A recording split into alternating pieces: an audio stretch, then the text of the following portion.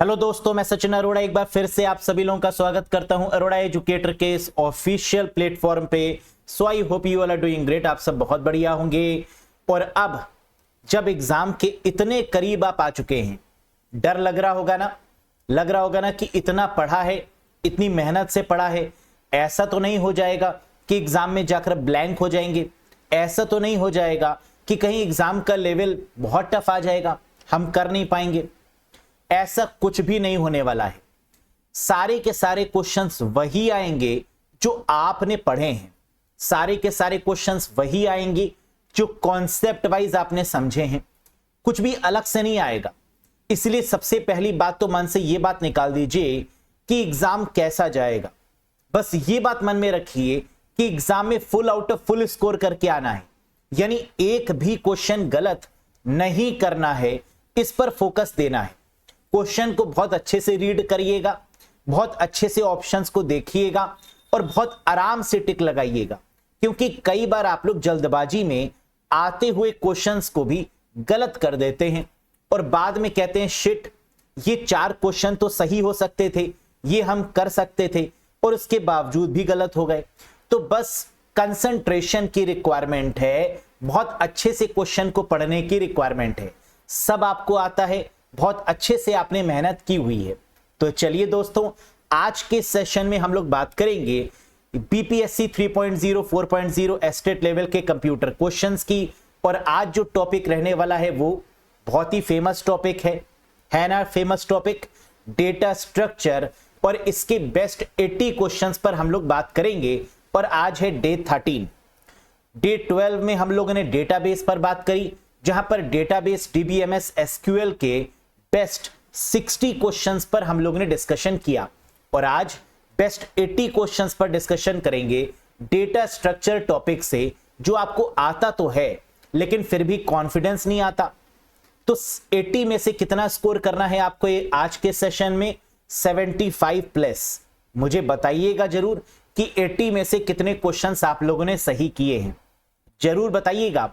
और अगर सारे के सारे क्वेश्चन सही हो रहे हैं तो एक बार लिख भी दीजिएगा कमेंट सेक्शन में कि सर हाई जोश है, सर हम कर पा रहे हैं, सर छप गए सारे के सारे क्वेश्चन दिमाग में, है ना। मुझे लिखकर बताइएगा कि आपका कॉन्फिडेंस लेवल अब कैसा है। तो चलिए बिना किसी देरी के शुरू करते हैं आज के सेशन के साथ ही साथ वो कैंडिडेट्स जो कि बीपीएससी 4.0 या अपकमिंग एस्टेट लेवल एग्जाम्स की तैयारी कर रहे हैं और चाहते हैं कि कंप्यूटर का कंप्लीट कोर्स पढ़ें from basic level to advance level से, एक बार पढ़ ले, इस तरीके से पढ़ ले कि जहां से भी क्वेश्चन बने हम कर पाए। थ्योरी पढ़ें, फिर उसके बाद एमसीक्यूज पढ़ें, पीडीएफ, मॉक टेस्ट, सब कुछ अगर आपको मिले, ऐसे अगर कोर्स की आप तलाश कर रहे हैं तो आप इस कोर्स को ज्वाइन कर लीजिएगा। कोर्स को ज्वाइन करने के लिए अरोड़ा एजुकेटर एप्लीकेशन को इंस्टॉल करिएगा गूगल प्ले स्टोर या iOS स्टोर की मदद से, और फिर इस कोर्स से आप कनेक्ट हो सकते हैं, जिसकी वैलिडिटी है 12 months from date of purchase. जिस दिन से आप परचेज करेंगे उस दिन से 12 महीने की वैलिडिटी आपको मिलेगी। अगर कुछ पूछना चाहते हैं, कुछ डाउट है, कुछ डिस्कशन करना चाहते हैं हमसे, तो आप व्हाट्सएप भी कर सकते हैं हमको दिए गए नंबर पर। तो ये नंबर अपने मोबाइल फोन्स में सेव कर लीजिएगा और कोई भी डाउट है तो व्हाट्सएप कर दीजिएगा इस नंबर पे। क्लियर? लिंक आपको डिस्क्रिप्शन बॉक्स और कमेंट बॉक्स में भी कोर्स का मिल जाएगा। तो चलिए बिना किसी देरी के एक बार शुरू करते हैं टॉपिक को। प्रीवियस सेशन में हमने आपसे एक क्वेश्चन पूछा था। वो क्वेश्चन क्या था? Which normal form is considered as adequate for usual database design. सामान्य डेटाबेस डिजाइन के लिए कौन सा जो नॉर्मल फॉर्म है वो सबसे बेस्ट माना गया है। हम लोग जानते हैं कि नॉर्मल फॉर्म कहां तक है? 6NF तक है। 1NF, 2NF, 3NF, BCNF, 4NF, 5NF और 6NF, जिसके बारे में हम लोगों ने चर्चा करी थी लेक्चर नंबर 10 में, 10वें लेक्चर में बात करी थी, जहां मैंने आपको बताया था कि बेस्ट डेटाबेस डिजाइन कौन सा होता है? 3NF। और याद करने का तरीका भी बताया था कि वैसे तो 3 बिगाड़ा काम बिगड़ जाता है 3 से, लेकिन यहां पर काम बिगड़ नहीं रहा, काम बन रहा है। तो नॉर्मल फॉर्म के केस में जो बेस्ट माना गया है वो क्या है? 3NF है। क्लियर है? Very good. आज के सेशन का पहला क्वेश्चन आपके स्क्रीन पर आ चुका है। करिए बोनी आज के सेशन से। पहला क्वेश्चन ये रहा, पढ़ो। विच of the following application make use of circular link list? निम्नलिखित में से कौन सा एप्लीकेशन सर्कुलर लिंक्ड लिस्ट सूची का उपयोग करता है? बताइए। सर्कुलर लिंक लिस्ट आपको पता है सर्कुलर होती है ना, और यहां पर कौन सा एप्लीकेशन इसका यूज करेगा? Recursive function call, undo operation in a text editor, implement hash table, allocating CPU to resource, या more than one of the above.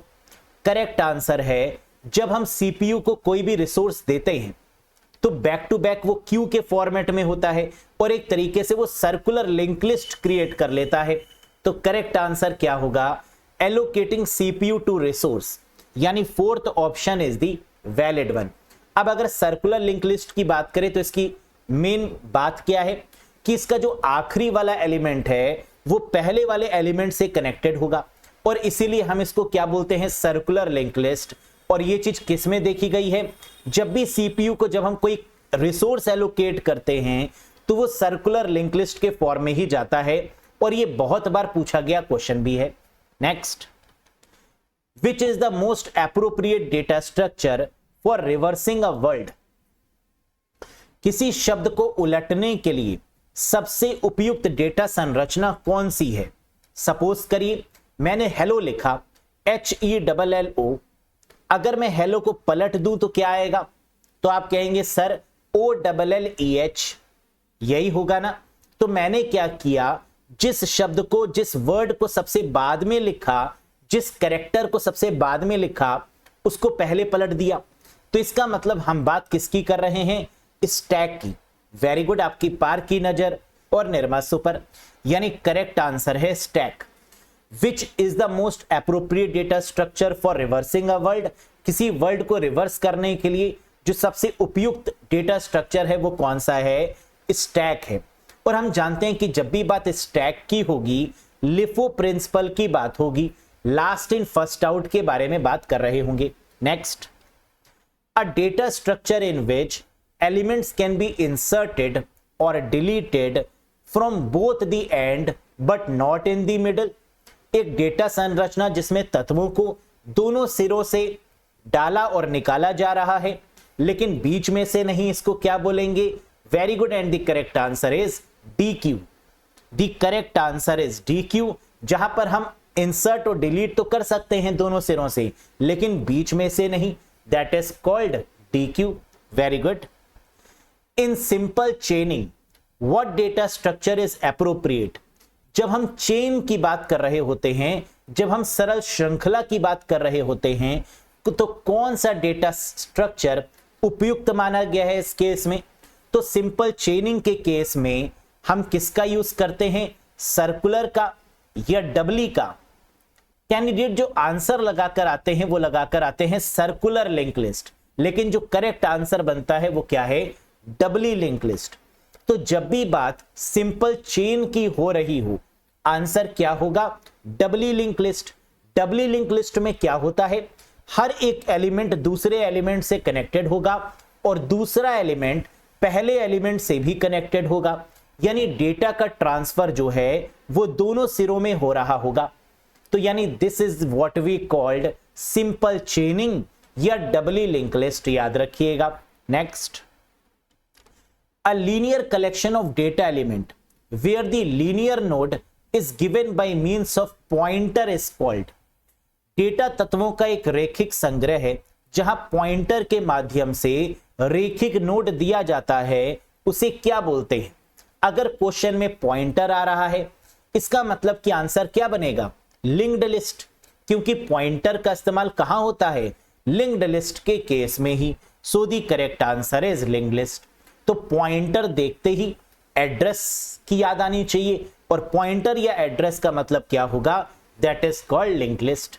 Next, which one of the following is the overflow condition if linear Q is implemented using an array with a size maximum size?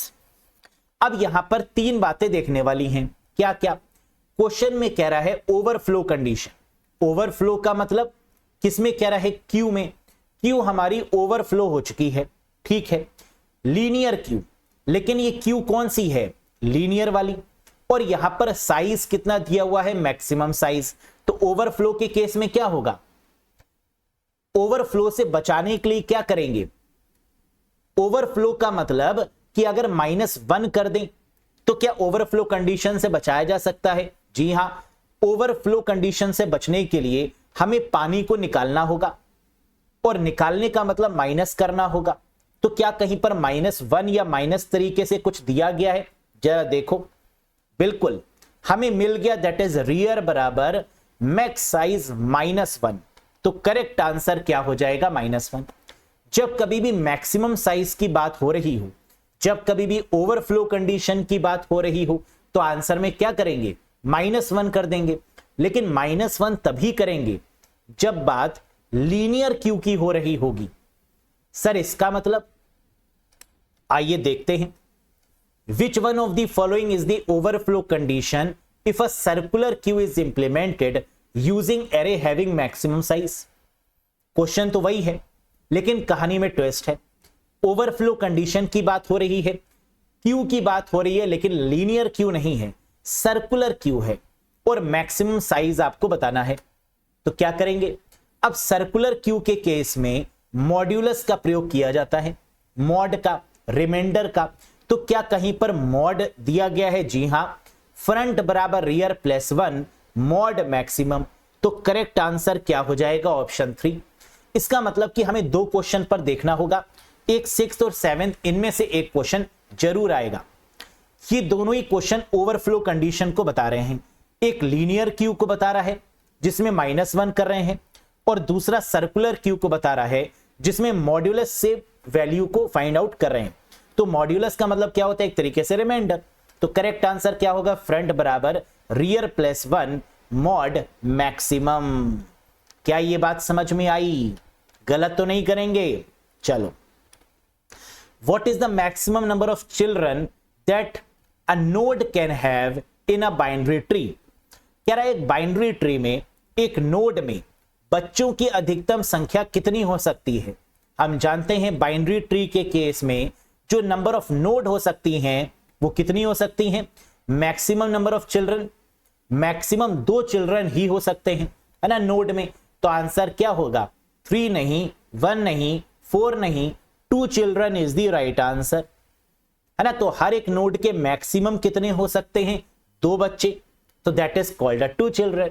Next, which of following data structure is more appropriate for implementing quick sort iteratively।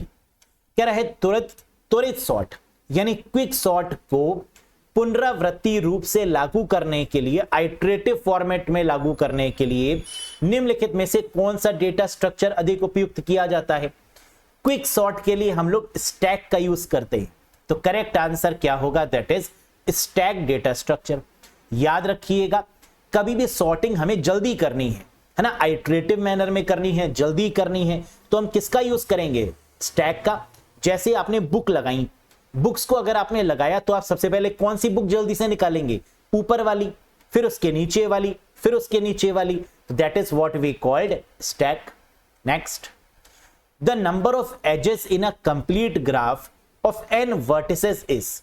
बताइए, ये question तो कई तरीके से exam में पूछा जाता है ना, very very famous question. n शीर्षों का पूर्ण ग्राफ में किनारों की संख्या कितनी है। The number of edges in a complete graph of n vertices. अगर किनारे यानी वर्टिसेस n है तो नंबर ऑफ एजेस कितनी होंगी, n(n-1) डिवाइडेड बाई 2। यानी करेक्ट आंसर होगा option number 2 is the right one. अब कई बार इस क्वेश्चन में क्या करते हैं एग्जाम में, जो वर्टिसेस हैं वो दे दी जाती है कि the number of edges in a complete graph of 6 vertices. अगर वर्टिसेस मान लीजिए 6 हैं तो आंसर क्या होगा, 6(6-1) डिवाइडेड बाई 2, यानी 6 मल्टीप्लाई बाई 5 डिवाइडेड बाई 2, यानी 5(6)30 डिवाइडेड बाई 2। Answer is 50। समझ में आया। तो इसका मतलब या तो फॉर्मूला पूछें तो n(n-1) डिवाइडेड बाई 2, या n वर्टिसेस की जगह पर नंबर ऑफ वर्टिसेस दे दी जाए, किनारे दे दिए जाएं कितने हैं, तो यहां पर किनारे कितने हैं 1 2 3 4 5 6, तो n is equal to 6 vertices. तो 6 के केस में आंसर क्या हो जाएगा, the number of edges is equals to 15। Clear है। Next, which of the following is an application of stack. ये सारे के सारे क्वेश्चन बहुत इंपॉर्टेंट हैं और यहीं से आएगा एग्जाम में, है ना, ये भी श्योर है। बताओ निम्नलिखित में से कौन सा स्टैक का अनुप्रयोग है। स्टैक का इस्तेमाल कहां करते हैं, finding factorial, tower of Hanoi, infix to postfix, all of the above या नन ऑफ दीज। स्टैक का यूज क्या फैक्टोरियल को फाइंड करने के लिए करते हैं, हाँ। टावर ऑफ हेनोई के लिए, ये तो बहुत फेमस है, टावर ऑफ हेनोई के लिए स्टैक का प्रयोग तो करते ही करते हैं। इनफिक्स से पोस्ट फिक्स में कन्वर्ट करने के लिए, चाहे पोस्ट फिक्स से इनफिक्स हो, चाहे इनफिक्स से पोस्ट फिक्स हो, चाहे प्री फिक्स से इनफिक्स हो, कुछ भी हो, हर जगह पर स्टैक का यूज करते हैं। तो करेक्ट आंसर होगा ऑल ऑफ दी अबव। बहुत बढ़िया, है ना, ये है आपका टावर ऑफ हेनोई जिसके लिए स्टैक का प्रयोग किया जाता है, याद रखिएगा। The situation when a link list start बराबर नल इज, कह रहा वह स्थिति जब किसी लिंक्ड लिस्ट सूची में स्टार्ट बराबर नल है, इसे क्या बोलेंगे, नल। नल का मतलब नल, जीरो। और जब भी नल की बात होगी या एम्प्टी की बात होगी तो इसका मतलब बात किसकी हो रही है, अंडरफ्लो कंडीशन की, है ना। जब भी फुल की बात होगी तो इसका मतलब ओवरफ्लो कंडीशन की बात हो रही है। तो स्टार्ट बराबर नल है, इसका मतलब अंडरफ्लो कंडीशन की बात हो रही है। तो करेक्ट आंसर क्या होगा, option number 1, that is underflow. Next, the declaration int array 25 will allocate dash byte. घोषणा इंट एरे 25 कितने बाइट्स को आवंटित करेगा। हम जानते हैं बाइट्स के लिए हमें क्या करना होगा, इंटीजर की वैल्यू को भी इंक्लूड करना होगा, और इंटीजर बाय डिफॉल्ट कितने बाइट का होता है, 4 बाइट का। तो 5 2 is 10 मल्टीप्लाई बाय 4, है ना, 4 बाइट, क्या आ जाएगा 40, that is the correct answer. तो 2 into 5 ये तो गिवन ही था, 2 रोज 5 कॉलम, और 4 यहां पर क्या है, इंटीजर की बाय डिफॉल्ट वैल्यू, तो मल्टीप्लाई बाय 4, आंसर क्या हो गया 40 bytes. Next, we can classify data structure into dash main categories. हम डेटा संरचनाओं को कितने मुख्य श्रेणियों में वर्गीकृत कर सकते हैं, 2 श्रेणियों में, 2 कैटेगरीज में। कौन कौन सा, प्रिमिटिव और non primitive data structure, primitive और नॉन प्रिमिटिव। नॉन प्रिमिटिव को फर्दर हम लोग क्लासिफाई कर सकते हैं 2 में, लीनियर और non linear. Next, the dash data type store integer like int but gives a wider range of values at the cost of taking more memory। बताइए, dash data प्रकार इंटीजर जैसे पूर्णांकों को संग्रहित करता है लेकिन अधिक मेमोरी लेने की कीमत पर मूल्यों की एक विस्तृत श्रृंखला देता है। तो इंटीजर का जो बड़ा भाई होगा वो क्या है, लॉन्ग, है ना, इंटीजर का बड़ा भाई क्या है, लॉन्ग। तो करेक्ट आंसर हो जाएगा option number 2। Next, assuming int is of 4 byte, what is the size of integer array. कह रहे हैं मान लीजिए इंटीजर 4 बाइट का है, तो साइज इंटीजर एरे 15 का क्या होगा, 15 मल्टीप्लाई बाय 4, दैट इज 60, यानी 4th option is the correct one. तो चूंकि 15 इंटीजर तत्व हैं और प्रत्येक इंटीजर 4 बाइट का होता है, तो हमें 15 इंटू 4 बराबर 60 बाइट मिलेंगे। Next, in general the index of the first element in an arrays, सामान्य तौर पर किसी सरणी में पहले तत्व का सूचकांक यानी इंडेक्स क्या होगा, 0 होगा, क्योंकि हम लोग जानते हैं एरे के केस में जो इंडेक्स होगा first one that starts from 0, है ना। जैसे कि आप यहां पर देख रहे हैं 0 1 2 3 4 एंड सो ऑन। एरे की लेंथ कितनी है 10, इंडेक्स कितने हैं 0 से लेकर 9 तक, और एलिमेंट ऑफ द इंडेक्स 8, है ना, यहां पर दिया हुआ है। तो आंसर क्या बनेगा, that is 0। Next, an array element are always stored in dash memory location. बताइए, एक सरणी तत्व हमेशा डैश मेमोरी स्थानों में संग्रहित होता है। यानी एरे में अगर हमें डेटा को स्टोर करना होगा तो कैसे करेंगे, सीक्वेंस मैनर में 1 by 1 करके। और अगर फेच करना होगा तो कैसे करेंगे? रैंडमली भी कर सकते हैं, है ना, और सीक्वेंशियली भी कर सकते हैं। लेकिन हम लोग जब भी डेटा को फेच करते हैं तो कहीं से भी करते हैं, रैंडम मैनर में करते हैं। लेकिन अगर स्टोर किया जाएगा तो हमेशा सीक्वेंस में होगा। तो आंसर क्या हो जाएगा? Sequentially.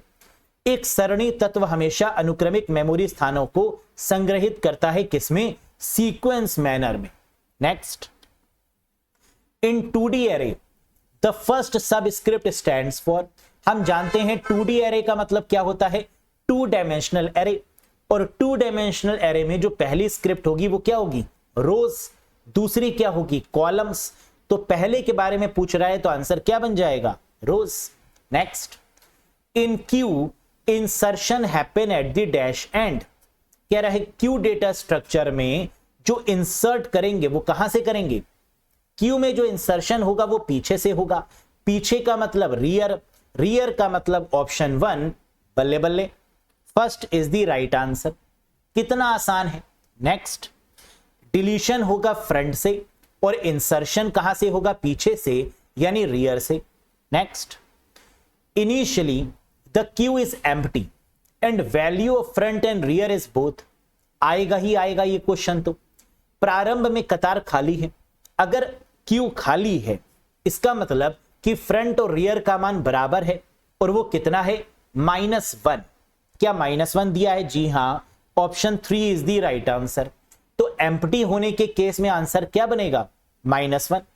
Next, which type of memory is used by N array in C++ programming language. C++ programming भाषा में एरे द्वारा किस प्रकार की मेमोरी का उपयोग किया जाता है? हम लोग जानते हैं एरे जो है वो कंटीजियस मेमोरी एलोकेशन है।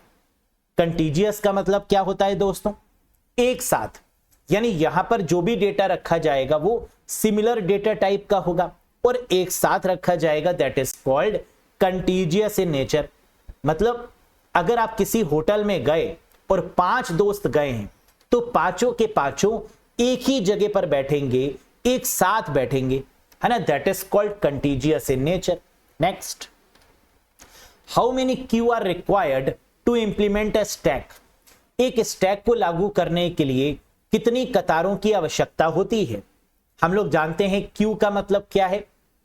अगर हमें क्यू को इंप्लीमेंट करना है तो क्यू के 2 सिरे होते हैं, है ना, एक फ्रंट और एक रियर।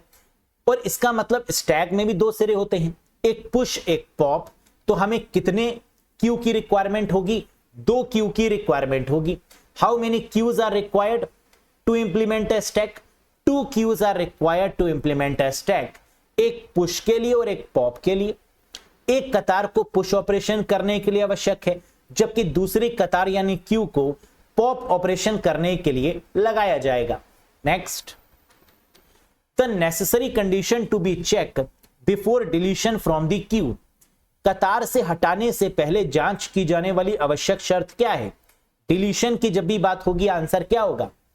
अंडरफ्लो कंडीशन, है ना। अगर हमें डिलीट करना है तो हम क्या चेक करेंगे? कहीं क्यू खाली तो नहीं, कहीं अंडरफ्लो कंडीशन तो नहीं हो जाएगी।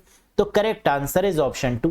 Next, there are dash different types of queue. कतार कुल कितने प्रकार की होती है? जल्दी से बताओ। 2, 3, 4 या 5, या more than one of the above, या आता है बताएंगे नहीं। बिल्कुल सही, करेक्ट आंसर इज 4। एंड सही किया आपने इसका विचार, है ना। 4 कौन कौन सी हैं? आइए ये भी देख लेते हैं।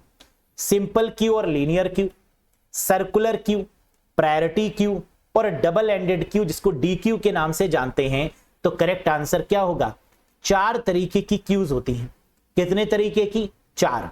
सिंपल और लीनियर, सर्कुलर, प्रायोरिटी और डी क्यू।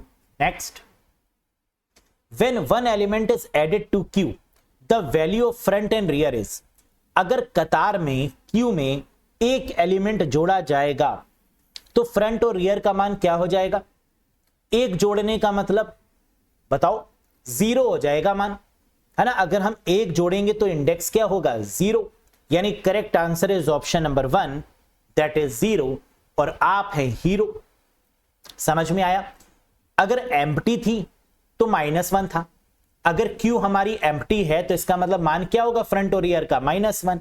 और अगर क्यू में एक एलिमेंट आ चुका है तो मान क्या होगा 0।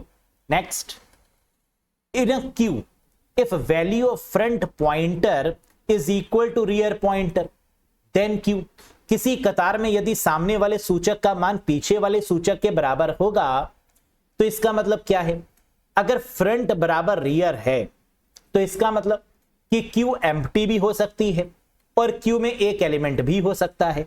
तो आंसर क्या होगा, मे हैव वन एलिमेंट, है ना। ये याद रखिएगा, यहीं पर गलती होती है। अगर फ्रंट और रियर -1 के बराबर है तो भी तो बराबर है, और फ्रंट और रियर अगर 0 के बराबर है तो भी तो बराबर है, यानी उसमें एक वैल्यू हो भी सकती है और नहीं भी। तो आंसर क्या होगा, मे हैव वन एलिमेंट, यानी fourth option is the correct one. Next, in a Q data structure this condition means, Q data संरचना में इस स्थिति का क्या मतलब है, फ्रंट बराबर -1 और रियर बराबर -1। अगर दोनों वैल्यू -1 है तो इसका मतलब क्यू क्या है, खाली है ना, ठन ठन गोपाल है, उसमें कुछ भी नहीं है, यानी empty queue is the right answer. लगा दो भाई। नेक्स्ट, क्यू कतार क्या है, linear, non linear, structural, non linear, linear या more than one of the above. Correct answer is queue है लीनियर डेटा स्ट्रक्चर, यानी ऑप्शन 4 हो जाएगा सही जवाब। बल्ले बल्ले है।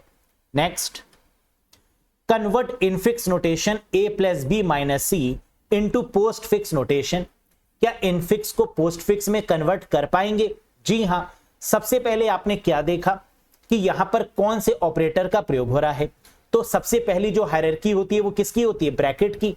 तो ए बी प्लस हो जाएगा, क्योंकि ये इनफिक्स में है, पोस्ट फिक्स में क्या होगा, ऑपरेटर प्लस हो जाएगा, यानी बाहर निकल जाएगा, लास्ट में लगेगा, तो ए बी प्लस हो जाएगा। यानी सबसे पहले आप लोगों ने शुरुआत कैसे करी, जरा ध्यान दीजिएगा, ए प्लस बी माइनस सी, तो यहां क्या हो गया, ए बी प्लस, माइनस सी वैसे ही रहा।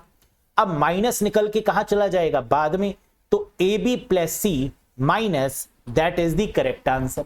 ये बन गया आपका पोस्ट फिक्स एक्सप्रेशन। क्या डिट्टो आंसर आया, क्या बिल्कुल यही आंसर आया? Very good. Next, what will be the default value of array element if the array is of type float. यदि सरणी फ्लोट प्रकार की है तो सरणी तत्वों का डिफॉल्ट मान क्या होगा? फ्लोट का मतलब पॉइंट में, पॉइंट का मतलब 0.0, यानी third option is the right one. लगा दो जल्दी से। Next, what will be the value of array 2 be in the following code segment int array 10 20 30 40 50। तो एरे 2 क्या होगा, एरे पे 0 पर है 10, 1 पे है 20 और 2 पे है 30, यानी correct answer is 30, that is the right one. Next, which one of the following is the process of inserting an element in the stack। निम्नलिखित में से कौन सा स्टैक में एक तत्व डालने की प्रक्रिया है? इंसर्ट करने का मतलब पुश करना, पुश करने का मतलब option 3 is the right one. Next, which of the following principle does Q use। Q निम्नलिखित में से किस सिद्धांत को उपयोग करता है, बताओ? पहले पाओ पहले आओ, first in first out, that is called a queue. यानी आंसर क्या बन जाएगा, FIFO principle is the right answer. Next, अब यहां पर जरा इधर आओ, ध्यान दो। स्टैक को लिफो भी बोलते हैं और फिलो भी बोलते हैं, है ना, और ये क्वेश्चन आएगा ही आएगा। स्टैक के केस में कई बार अगर लिफो नहीं मिलेगा तो आंसर क्या हो जाएगा, फिलो। लास्ट इन फर्स्ट आउट भी बोल सकते हैं या फर्स्ट इन लास्ट आउट भी बोल सकते हैं। क्यू में फिफो भी हो सकता है, फर्स्ट इन फर्स्ट आउट, या लास्ट इन लास्ट आउट, लिलो भी हो सकता है, तो इसको लिलो भी बोलते हैं, that is called last in last out. जो आखिरी में आएगा वो आखिरी में जाएगा, जो पहले आएगा वो पहले पाएगा, है ना। ये क्या है, क्यू है। तो दोनों ही पॉइंट्स को याद रखिएगा। Next, the operation of processing each element in the list is known as. सूची में प्रत्येक तत्व को संसाधित करने की प्रक्रिया को क्या कहा जाता है? हर एक एलिमेंट को टच करना, that is called traversing. Traversing का मतलब ट्रैवर्सल, यानी fourth option is the right one. Next, in this queue last element of the queue is connected to the first element. इस कतार में कतार के अंतिम तत्व को पहले तत्व से जोड़ा जाता है उसे क्या बोलते हैं? बताओ। आखिरी वाले को पहले वाले से अगर हम जोड़ देंगे तो इट मींस हम बात किसकी कर रहे हैं? सर्कुलर क्यू की, क्योंकि यहां पर हर एक एलिमेंट किस फॉर्म में होगा? सर्किल के फॉर्म में होगा। Next, the dash and dash pointers are used to indicate the beginning and end of the queue. Beginning और एंड ऑफ द क्यू को इंडिकेट करने के लिए किसका यूज किया जाता है? बताओ जल्दी से। बिगिनिंग का मतलब फ्रंट की बात हो रही है और एंड का मतलब रियर की बात हो रही है, तो आंसर क्या बनेगा? Front comma rear. Next, which of the following line of code will create a 2D array of row 6 and column 4? रो 6 और कॉलम 4 को इंडिकेट करने के लिए कौन सा वैलिड है? फर्स्ट, सेकंड, थर्ड, फोर्थ या फिफ्थ ऑप्शन? करेक्ट आंसर है ऑप्शन नंबर 2 वैलिड है, क्योंकि सबसे पहले डेटा टाइप आएगा जो कि इंटीजर है, फिर एरे का नाम आएगा जो कि ARR है, और फिर रो और कॉलम्स आ जाएंगी। तो यानी second is the right answer. Clear है? तो इंट एरे 6 4, 6 क्या है? रोज, और 4 क्या है? कॉलम्स, और फिर सेमीकोलन।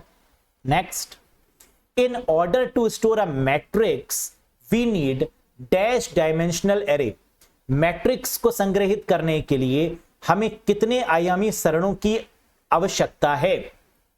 मैट्रिक्स का मतलब rows and columns, rows and columns का मतलब 2 डायमेंशनल, 2 डायमेंशनल का मतलब option 2, that is the right answer. ठीक, तो जब कभी भी मैट्रिक्स की बात होगी इसका मतलब रोज एंड कॉलम्स की बात हो रही है, यानी 2 डायमेंशन की बात हो रही है। Next, a dash data type has 15 decimal digit of precision. Decimal का मतलब फ्लोट, लेकिन 15 डेसिमल का मतलब फ्लोट का बड़ा भाई, और फ्लोट का बड़ा भाई दैट इज कॉल्ड डबल। तो आंसर क्या हो गया? Double is the right answer. Next, question number 41 बताइए।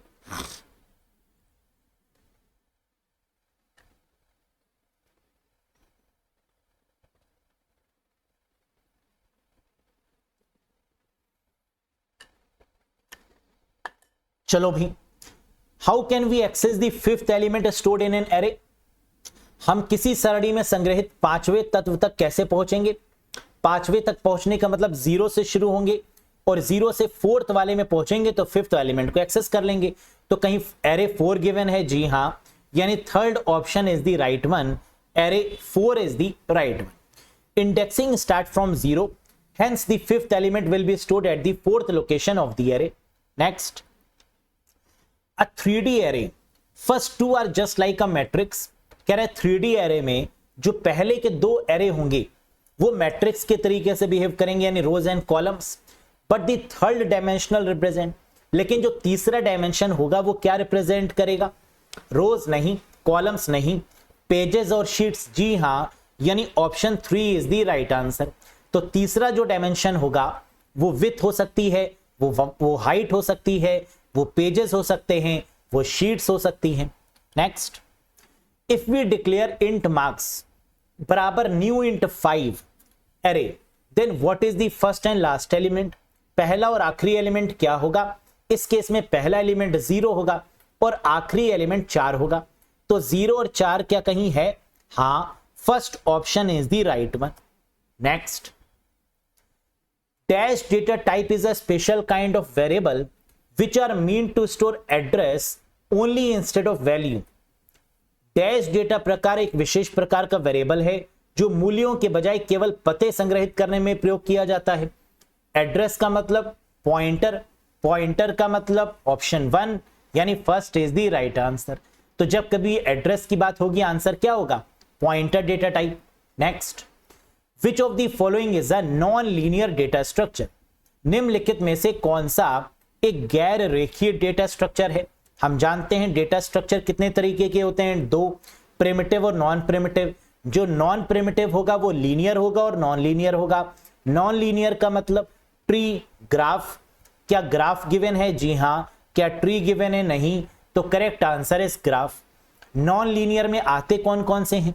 एक तो ट्री आएगा, एक ग्राफ आएगा, एक टेबल आएगा और एक सेट आएगा। तो 4 नाम याद कर लीजिए नॉन लीनियर के केस में। कौन कौन से? ट्री, ग्राफ, टेबल और सेट। सेट है। चलो next, which data structure is required to convert the infix to prefix notation? Infix से प्रीफिक्स, प्रीफिक्स से इनफिक्स, पोस्टफिक्स से इनफिक्स, कुछ भी करना हो स्टैक से ही करेंगे। तो correct answer is stack. Next, which of the following correctly declare an array in C++? निम्नलिखित में से कौन सा C++ में किसी एरे को सही ढंग से घोषित करने की प्रक्रिया है? बताओ जरा। तो मुझे तो लग रहा है पहला हो नहीं सकता, दूसरा सही लग रहा है क्योंकि इंटीजर एरे 10 गिवन है ना, तो यहां हमने इसको डिक्लेयर भी कर दिया कि साइज 10 है, सेमीकोलन भी है, यानी सेकंड होगा बिल्कुल correct answer. Integer array 10 semicolon, that is the right one. Next, the postfix form of a multiply by b plus c multiply by d is, बताओ इसका पोस्टफिक्स क्या होगा? हम जानते हैं हायरार्की में सबसे पहले मल्टीप्लाई आता है, फिर उसके बाद डिवाइड आता है, फिर उसके बाद प्लस आता है। तो पहले मल्टीप्लाई को करेंगे, फिर उसके बाद डिवाइड को करेंगे, फिर प्लस को करेंगे, यानी 2 ब्रैकेट बना लेंगे, एक ए बी के साथ और एक सी डी के साथ, है ना। कुछ इस प्रकार से जरा देखो, तो a multiply by b plus C divide by d। अब पोस्ट फिक्स करने के लिए क्या करेंगे? मल्टीप्लाई को बाद में ले जाएंगे, तो आ गया ए बी मल्टीप्लाई, बाकी ऐसे ही लिख देंगे। अब डिवाइड में जो डिवाइड का सिंबल है वो सी और डी के बाद ले जाएंगे, तो क्या आ जाएगा? C D divide. तो A B multiply plus C D divide. अब हमारे पास में ये दोनों आ चुके हैं। अब प्लस को बाद में ले जाएंगे, क्योंकि एक ये है एक ये है, बीच में प्लस है, तो प्लस को कहां ले जाएंगे? बाद में। तो A B multiply C D divide plus, that is the right answer, यानी करेक्ट आंसर बनेगा आपका option number 2, A B multiply C D divide plus. बल्ले बल्ले। Next, integer float character and boolean comes under the dash data structure. Integer float character और boolean किस प्रकार के data structure को सपोर्ट कर रहे हैं? प्रिमिटिव डेटा स्ट्रक्चर को, है ना। ये इंटीजर फ्लोट कैरेक्टर बुलियन क्या है?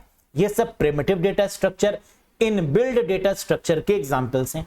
Next, dash data structure has a minimum value of -128 and a maximum value of 127। Very important question. ऐसा कौन सा डेटा संरचना है जो न्यूनतम -128 से अधिकतम मान 127 है? बाइट है, तो बाइट का मान मिनिमम क्या होगा? -128 और मैक्सिमम क्या होगा? +127। तो byte data type is of 8 bit signed 2's complement integer. Next, the dash data type are used to store positive and negative numbers with a decimal point. Decimal का मतलब क्या फ्लोट की बात हो रही है? हाँ। क्या डबल की बात हो रही है? हाँ। क्या बोथ ऑफ दीज की बात हो रही है? जी हाँ। तो correct answer is both of these, क्योंकि फ्लोट का बड़ा भाई क्या होता है? डबल। तो फ्लोट भी सही और डबल भी सही है। Next, identify the correct declaration of double dimensional array. Double dimensional array के केस में कौन सी कंडीशन बिल्कुल सही है? जरा बताओ मुझे। पहली, दूसरी, तीसरी, चौथी या पांचवी? The correct answer is second, integer array, rows 2, columns 2 और सेमीकोलन, यानी second option is the right one. Next, what will be the index variable b for an element in the first row and first column of an array. किसी सरणी की पहली पंक्ति और पहले column में तत्व के लिए सूचकांक चर क्या होगा? पहला का मतलब 0, 0 रोज और 0 कॉलम्स, यानी option 1 is the correct answer.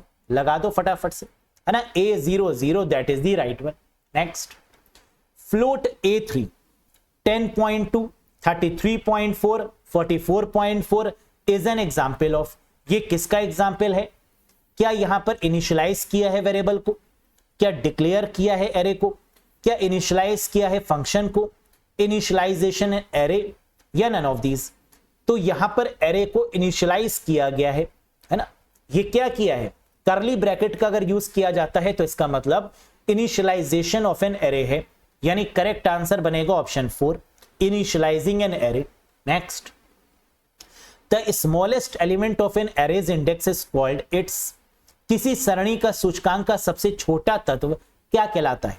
Lower bound, upper bound, range, extraction या ऑल ऑफ दीज?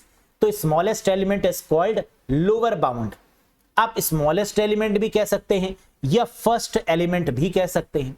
तो किसी भी एरे के इंडेक्स का जो पहला एलिमेंट होगा या जो स्मॉलेस्ट होगा उसे क्या बोलेंगे? लोअर बाउंड बोलेंगे। The largest element of an array index is called, largest बोले या आखिरी वाला बोले, एंड एलिमेंट बोले या लार्जेस्ट एलिमेंट बोले, इसे क्या बोलेंगे? अपर बाउंड बोलेंगे, यानी second is the right answer. तो लोअर के केस में लोअर बाउंड है ना, स्मॉलेस्ट के केस में लोअर बाउंड और लार्जेस्ट के केस में क्या होगा? Upper bound is the right answer. Next, the declaration in टेरे 2.5 will allocate dash bytes, कितने बाइट्स का यूज करना है? तो बाइट्स के केस में क्या होगा? इंटीजर का मान भी होगा, तो 5 into 2 10, 10 multiply by 4 that is 40, यानी fourth option is the right one. ठीक है। Next, integer marks is equal to new int 5, how many bytes will be required by marks array? ठीक है, हाउ मेनी बाइट्स पूछ रहा है, तो जब कभी भी बाइट्स में आंसर करना होगा क्या करेंगे? इंटीजर को 4 मान लेंगे, तो 5 into 4 क्या हो जाएगा? 20, यानी correct answer is option number 2। Integer 4 byte का मान लेते हैं, 4 into 5 क्या हो गया? 20 बाइट्स। नेक्स्ट, स्टैक कैसा डेटा स्ट्रक्चर है? स्टैटिक है, डायनेमिक है, इनबिल्ट है, ऑल ऑफ दीज है या नन ऑफ दीज है? बताइए, क्या स्टैक बदलता रहता है? क्या इसमें डेटा को निकाल भी सकते हैं और डाल भी सकते हैं? जी हां, इस केस में आंसर क्या होगा? डायनेमिक। अगर हम निकाल नहीं सकते हो, सिर्फ डाल सकते हो डेटा को, तो क्या हो जाता है? स्टैटिक। लेकिन स्टैक में तो इंसर्शन और डिलीशन दोनों पॉसिबल है ना, आंसर क्या होगा? Dynamic data structure. Next, which of the following conditions correctly check the underflow condition in a queue? Underflow condition कैसे चेक करेंगे क्यू में? अंडरफ्लो का मतलब एम्प्टी, एम्प्टी का मतलब -1, -1 का मतलब फ्रंट बराबर -1 और रियर बराबर -1, यानी first option is the correct one. बोलो, अंडरफ्लो का मतलब एम्प्टी कंडीशन, एम्प्टी का मतलब -1, -1 का मतलब फ्रंट बराबर -1 या रियर बराबर -1, फर्स्ट हो जाएगा। Next, in a Q data structure this condition means, Q data संरचना में इस स्थिति को क्या बोलते हैं? फ्रंट बराबर 0, रियर बराबर 2। फ्रंट बराबर 0 का मतलब एक एलिमेंट, रियर बराबर 2 का मतलब 2 एलिमेंट, 2 + 1 3 एलिमेंट, यानी fourth option is the correct one, 3 elements in a queue. Very good. Next, queue can be used to implement, queue का उपयोग किसको कार्यान्वित करने के लिए किया जाता है? DFS, BFS and radix sort, recursion, all of these या नन ऑफ दीज? बताओ। हम लोग जानते हैं क्यू का इस्तेमाल ज्यादातर करते हैं 2 कामों के लिए, एक तो बीएफएस ब्रेथ फर्स्ट सर्च को इंप्लीमेंट करने के लिए और रेडिक्स सॉर्ट को इंप्लीमेंट करने के लिए। तो करेक्ट आंसर बनेगा BFS and radix sort, both of these, है ना, दोनों को। Next, in queue insertion happen at the dash and, बताइए क्यू में जो सम्मिलन है, जो इंसर्शन है, वो किस तरफ होगा? इंसर्ट करना है, पीछे से करेंगे, पीछे का मतलब रियर, रियर का मतलब option 1 is the right one. Next, a Q is also called a dash system, Q को क्या बोला जाता है? अब कुछ लोग फटाफट देखेंगे फर्स्ट इन फर्स्ट आउट लगा देंगे। अरे जरा क्वेश्चन को ध्यान से तो देखो, ऑप्शन को ध्यान से तो देखो, फर्स्ट इन फर्स्ट आउट भी सही है और लास्ट इन लास्ट आउट भी सही है। अभी मैंने आपको थोड़ी देर पहले ही बताया था कि फर्स्ट इन फर्स्ट आउट भी सही है और लास्ट इन लास्ट आउट भी सही है, यानी option 4 is the right one, first and 3 is the right answer. नजर हटी, दुर्घटना घटी। तो बहुत पेशेंस के साथ में आंसर करना है ना, ये नहीं कि आपने देखा मुझे आता है फटाफट कर दो ना, patience. Next, which of the following application में यूज अ स्टैक, निम्नलिखित में से कौन सा एप्लीकेशन स्टैक का उपयोग कर सकता है? बताओ। Recursion, parsing, browser history, all of the above, none of these?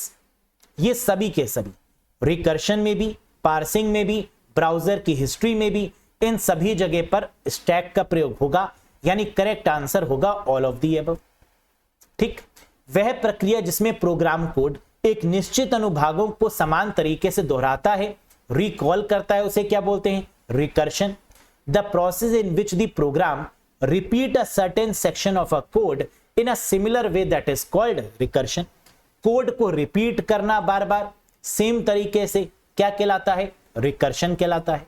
Next, what is another name for the top of the stack?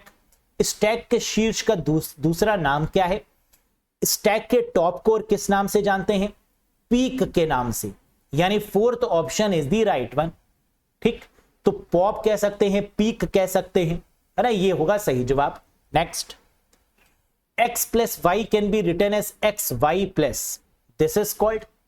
यहां पर हमने क्या किया? इनफिक्स को पोस्ट फिक्स में कन्वर्ट कर दिया, तो हम इसे क्या बोलेंगे? पोस्ट फिक्स, यानी second is the right one. लेकिन क्या पोस्ट फिक्स का नाम कोई और भी है? जी हां, इसे रिवर्स पॉलिश नोटेशन भी बोलते हैं। तो यानी option 1 and 2, option 4 is the right one, क्योंकि postfix is also called as reverse polish notation.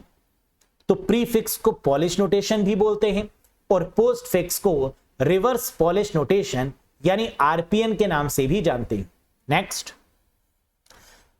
3D integer array, integer array 4, 5, 8 can store a total of dash element. क्या bytes में आंसर मांग रहा है? नहीं, बाइट्स में मांग रहा होता तो तीनों को मल्टीप्लाई करते, फिर 4 से मल्टीप्लाई कर देते इंटीजर से, लेकिन आंसर एलिमेंट्स में मांग रहा है तो क्या करेंगे? 5 इंटू 4 इंटू 8 यानी 160 इज द राइट आंसर। 5 4 20 और 20 इंटू 8 यानी 160, यानी थर्ड ऑप्शन सही बनेगा। Next, maximum dash dimension can be given to make 2D array. सोचो, 2D एरे बनाने के लिए अधिकतम कितने आयाम दिए जा सकते हैं? क्या आयामों की कोई, क्या डायमेंशंस की कोई लिमिट है? ना ना, कोई लिमिट नहीं, यानी there is no limit is the correct answer. हम जितने चाहें उतने डायमेंशंस दे सकते हैं, no maximum limit. Next, what is the meaning of array within an array in Java या C++? जावा या C++ में सरणी के भीतर अगर सरणी है तो इसका मतलब रोज के साथ में कॉलम्स हैं, और रोज एंड कॉलम्स का मतलब 2D एरे, यानी थर्ड ऑप्शन बन जाएगा सही जवाब। क्लियर है? तो array within an array is called 2D array. Next, what is the output? इसका आउटपुट क्या होगा? Void main integer A4 5 6 7 8, print क्या करवाना है? %d का मतलब इंटीजर, A1 A0 का मतलब 5, A1 का मतलब 6, 0 मतलब 5 और 1 का मतलब 6, यानी सेकंड ऑप्शन करेक्ट बन जाएगा। क्यों? तो लगा दे सेकंड पर, बिल्कुल सही, बहुत बढ़िया। Next, which of the following concept make extensive use of array? निम्नलिखित में से कौन सी अवधारणा सरणियों का व्यापक उपयोग करती है? सबसे ज्यादा एरे का इस्तेमाल कहां किया जाता है? बाइनरी ट्री में? ना ना। Scheduling of process?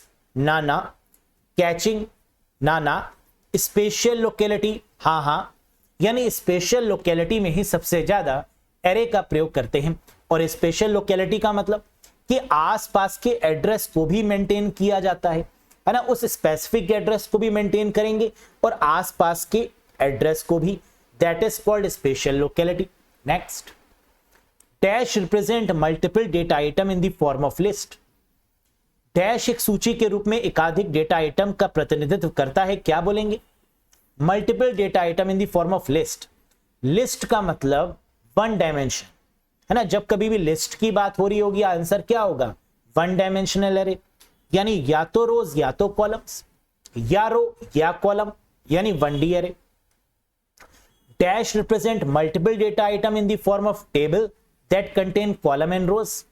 एक तालिका के रूप में एकाधिक डेटा आइटम का प्रतिनिधित्व करता है जिसमें कॉलम और पंक्तियां होती हैं।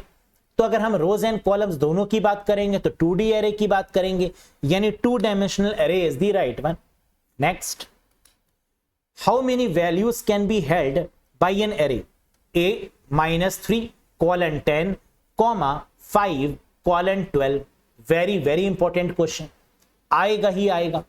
एक सरणी में a minus 3 colon 10 comma 5 colon 12 में कितने मान रखे जा सकते हैं? कैसे मैंने बताया था सॉल्व करने के लिए, बाद वाला माइनस पहले वाला प्लस 1, बाद वाला माइनस पहले वाला प्लस 1, और दोनों नंबर्स को मल्टीप्लाई कर लेंगे, आंसर आ जाएगा। आगे आंसर, बहुत बढ़िया, टैलेंटेड हैं आप लोग, उसमें कोई शक नहीं। आओ देखते हैं। तो सबसे पहले हमने क्या किया, n माइनस 1 यानी बाद वाला मतलब 10, माइनस पहले वाला मतलब माइनस का 3 प्लस का 1, तो 10 minus minus plus 3 plus 1 14, 12 minus 5 plus 1, बाद वाला माइनस पहले वाला प्लस 1, क्या आ जाएगा 12 प्लस 1 13 माइनस 5 8, अब 14 मल्टीप्लाई बाय 8 आ गया 112, है ना, that is the right answer. समझ में आया, बहुत बढ़िया। Next, consider the size of float variable as 4 byte. If base address of an array is float 100 then the address of fourth cell is, आएगा ही आएगा, कंफर्म क्वेश्चन है। हम लोग जानते हैं कि बेस यहां पर कितना गिवन है, base address of an array is float 100, base अगर 100 है और address of the fourth cell हमसे पूछा है, डिफरेंस कितना है 4 बाइट का, तो यानी 4 3 12, 100 प्लस 12 यानी 112, that is the right answer. यही आया है। आओ जरा देख ले कैसे किया। कह रहा है टोटल यहां पर सेल कितनी है 4, कह रहा है बेस एड्रेस अगर 100 है, बेस यानी 1 वाला अगर 100 है तो फोर्थ वाले का कितना होगा। अगर बेस 100 है और 4 बाइट का डिफरेंस है तो दूसरे का हो जाएगा 104, तीसरे का हो जाएगा 108 और चौथे का हो जाएगा 112। तो करेक्ट आंसर इज व्हाट 112। समझ में आया। Next, this data type has a minimum value of -32768 and a maximum value of 32767 and can store whole number only. Short, इस डेटा प्रकार का न्यूनतम मान -32768 और अधिकतम मान 32767 है और ये केवल पूर्ण संख्याओं को ही लेगा, तो आंसर क्या होगा शॉर्ट। बिल्कुल सही लगाया आपने शॉर्ट, ये answer is short. Next, what is the time complexity of an infix to postfix conversion algorithm? Very important, infix से postfix रूपांतरण एल्गोरिथम के समय जटिलता क्या होगी ON होगी, n नंबर ऑफ टाइम्स में वो सॉल्व हो जाएगा तो इसकी जटिलता कितनी होगी ON, यानी second option is the right one. Next, the time complexity of evaluation of infix prefix postfix, infix prefix postfix इनकी टाइम कॉम्प्लेक्सिटी कितनी होगी।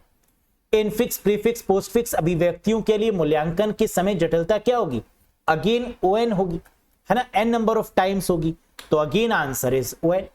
Next, this type of data structure is always enclosed with in a single code.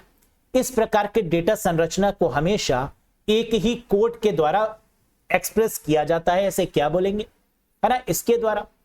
The answer is char. Character को हमेशा double inverted commas के अंदर बंद करते हैं, तो करेक्ट आंसर क्या होगा, दैट इज करेक्टर, यानी third option is the right one. 80 questions का सफर कंप्लीट होता है। आउट ऑफ 80 आपने कितना स्कोर किया कमेंट करके जरूर बताइएगा। क्लियर है। और ये रहा question of the day. To represent hierarchical relationship between elements which data structure is suitable. तत्वों के बीच पदानुक्रमित संबंध का प्रतिनिधित्व करने के लिए कौन सा डेटा संरचना सबसे उपयुक्त है। अगर हमें डेटा स्ट्रक्चर को हायरार्की के फॉर्म में रिप्रेजेंट करना है तो क्यू का यूज करेंगे, एरे का यूज करेंगे, लिंक लिस्ट का यूज करेंगे, ग्राफ का करेंगे या ट्री का। बताइएगा फटाफट कमेंट करके कि सही आंसर क्या होगा। कैसा लगा आपको ये सेशन, हाउ इज द जोश, हाई, कितना स्कोर किया आपने आउट ऑफ 80 बताइए कमेंट करके। मुझे उम्मीद है कि अराउंड 75 प्लस स्कोर तो किया होगा, है ना, इतने अच्छे से तो हमने पढ़ाया है आपको। जरा हम भी शाबाशी ले लें, है ना, और अपने आप को भी एक बार वेरी गुड बोल दीजिए कि आपने अच्छे से पढ़ा तभी आप कर पाए। तो कॉन्फिडेंस है आपके अंदर, कर सकते हैं आप, बस अपनी शक्तियों को पहचानो, है ना, अपने आप को पहचानो। आप आईएएस पीसीएस सब बन सकते हैं, है ना। ये क्या है, ये तो आप बड़ी चुटकियों में निकाल लेंगे और निकालने के बाद बताएंगे भी तो कि सर ये लेवल कंप्लीट हुआ, है ना, ये लेवल निकाल लिया आपने। बताइएगा जरूर कि सर एग्जाम बहुत अच्छा हुआ, कितने क्वेश्चन सही किए एग्जाम के बाद, बताना जरूर, है ना। बहुत मेहनत लगी है पढ़ाने के लिए, बहुत बढ़िया लेवल के क्वेश्चंस करवाए हैं आप लोग को, और यही क्वेश्चंस जब आप लोग एग्जाम में देखेंगे ना तो मन बाग बाग हो जाएगा, है ना, गार्डन गार्डन हो जाएगा अंदर से। तो बस कॉन्फिडेंस रखिए, अपने आप पर भरोसा रखिए, हर एक क्वेश्चन में आपका कैरियर छुपा हुआ है। इसको याद रखिए कि जो भी आंसर आप लगाएंगे वो या तो आपको सफलता की ओर ले जाएगा या विफलता की ओर। तो हर एक ऑप्शन जरूरी है और हर एक ऑप्शन को बहुत ही माइन्यूटली से ऑब्जर्व करके तब लगाना है ना। जोश में कहीं होश ना खो बैठे, गलती से मिस्टेक ना हो जाए, बस इस चीज को अवॉइड करने की कोशिश करिएगा। That's all for today guys. Session पसंद आया हो तो लाइक कर दीजिएगा, चैनल पर नए हो तो सब्सक्राइब कर दीजिएगा। साथ ही साथ वो कैंडिडेट्स जो चाहते हैं कि कंप्यूटर को बिल्कुल बेसिक से एडवांस लेवल तक कवर करें, टॉपिक वाइज थ्योरी पढ़ें, फिर उसके बाद एमसीक्यूज करें, फिर मॉक टेस्ट लगाएं, इस तरीके की प्रिपरेशन अगर आप चाहते हैं तो जुड़ जाइएगा कोर्स से। अरोड़ा एजुकेटर एप्लीकेशन को इंस्टॉल करिएगा, गूगल प्ले स्टोर या iOS स्टोर की मदद से किसी भी कंफ्यूजन के रिगार्डिंग दिए गए नंबर पे व्हाट्सएप भी कर सकते हैं और अपने कंफ्यूजन को रिजॉल्व कर सकते हैं। That's all for today. बहुत जल्द मिलेंगे नेक्स्ट सेशन के साथ। Till then bye bye and take care. Thank you very much guys.